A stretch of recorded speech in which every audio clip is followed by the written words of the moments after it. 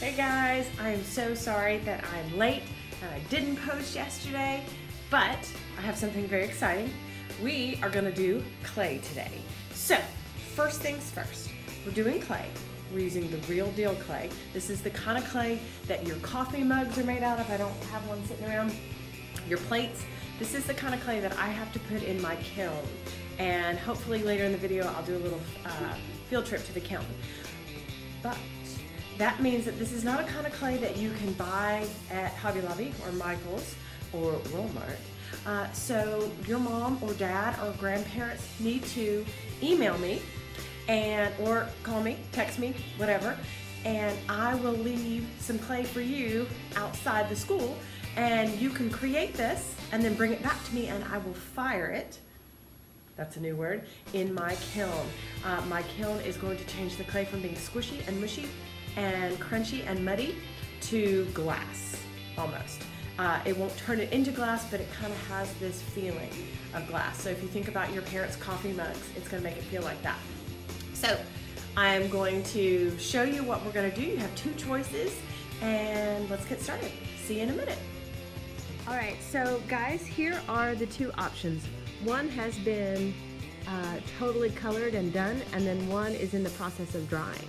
So my kindergartners are actually making owls, and we're gonna turn this into a Halloween piece of art. And then my second graders and third graders are making ghosts. And what's really cool about this is you can put, they're hollow, you can put a little battery operated candle in there and their eyes will glow at night or in the dark. So I'm gonna let you guys at home kind of pick which one you wanna do. I'm gonna do both of them, and then you can decide which one is up to your speed, all right? All right, so let's get started. First thing you're gonna need is a piece of clay and some water. Now, the water is gonna act like glue, right? So this is really, really important. This is what's gonna help keep this stuck together, all right?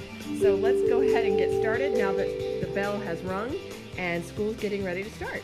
All right, so first thing, we're gonna take our block of clay and we're gonna kind of pound it into, just kind of dull the edges until it kind of turns into a wad, and then roll it in a ball, right? Some people like to roll it on the table. Some people like to roll it in their hand.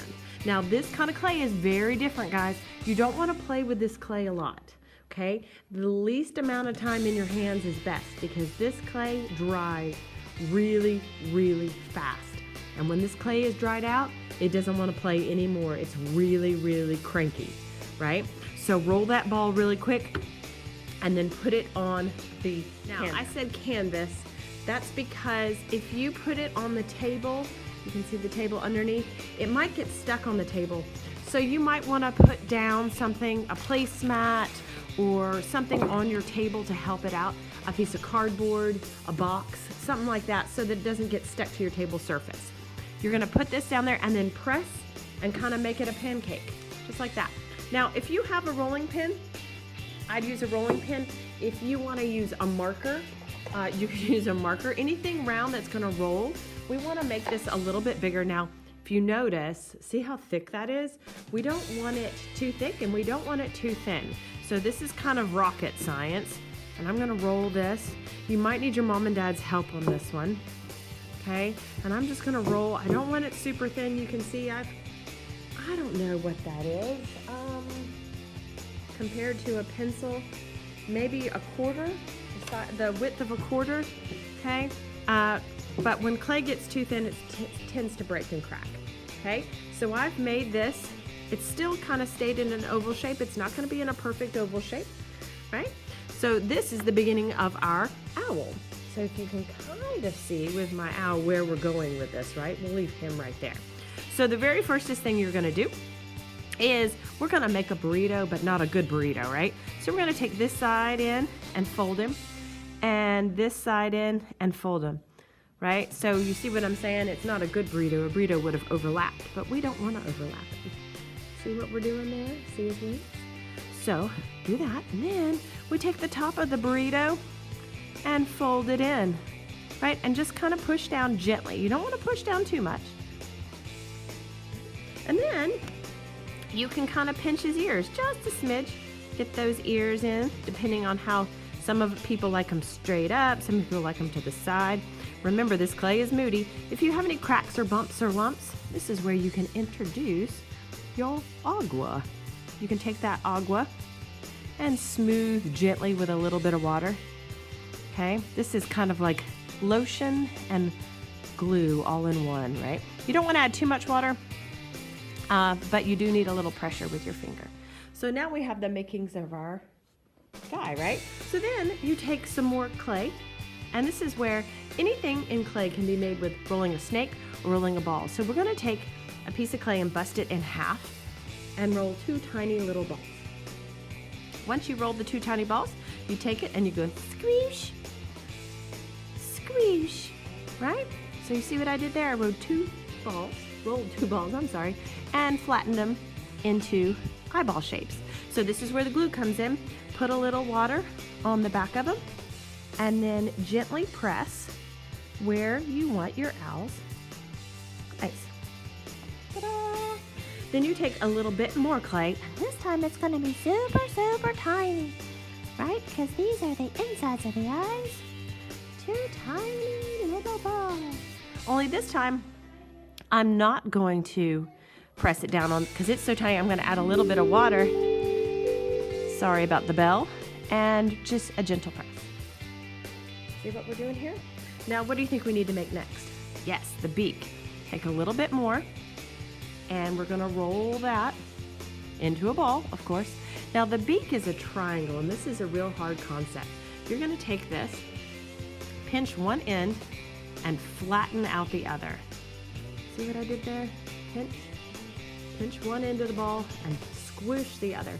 And then depending on how you like to, you can make it into a triangle. Maybe you don't want a triangle shape. I'm just gonna do that. So see how I turned that into a beak? Add a little water and cross it right there. Now I have the beak of my owl. Last but not least, a little bit more for his legs. Now, this is where it gets tricky. You don't want to make his legs come too far off his body. That is because the people that are in charge of putting these things in the kiln have the possibility of them breaking. So you have to be kind of careful. You don't want things sticking out like that. They always break off, right? So I'm going to roll my balls, and then I kind of rolled them into little fat snakes, right? So then you can take a pencil or a knife or scissors. Let's see if I can zoom in on this. So then I'm going to take this, and I'm just going to snip. See how it made his claws? Do it again, push. Maybe let's just do 2 on that one. Add a little water, and he's got feet. So let's move on to the next step. All right, guys.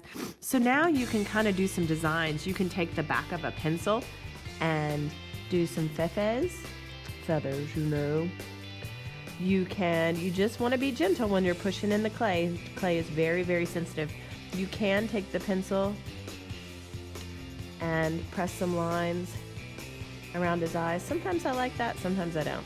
It just depends, right?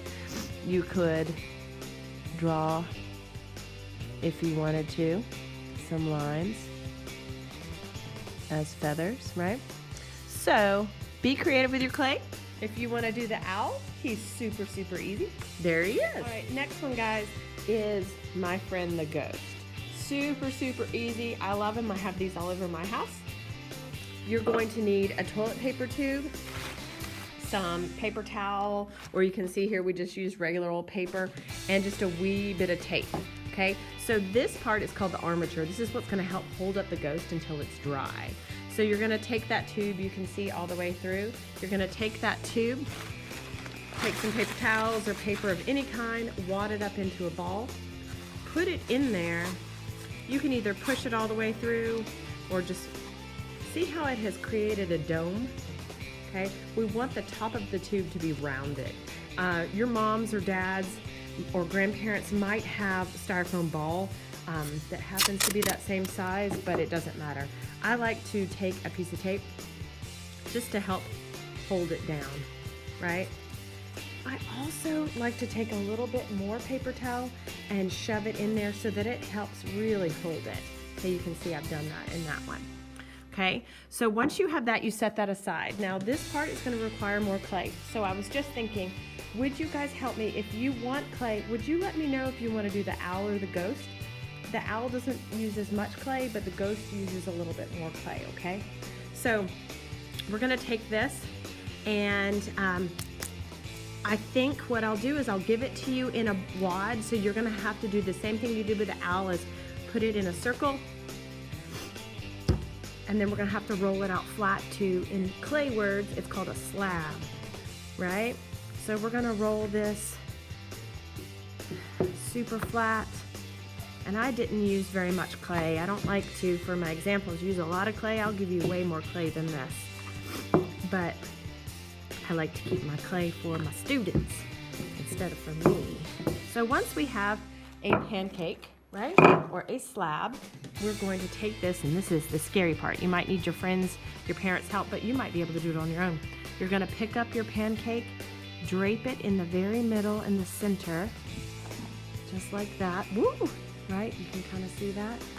And then give it a gentle squeeze. You don't want to squeeze it too much, right? And see all these cool wrinkles? Right? That's going to be the ghost fabric.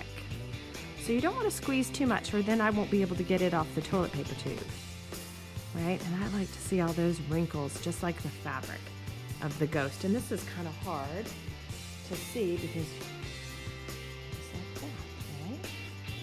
And I'm going to slide down my camera so you can see it a little bit. So now we can see him better. So once you have him, kind of rotate him around and see which side is the front of him, which side you like the best. I kind of like this part right here.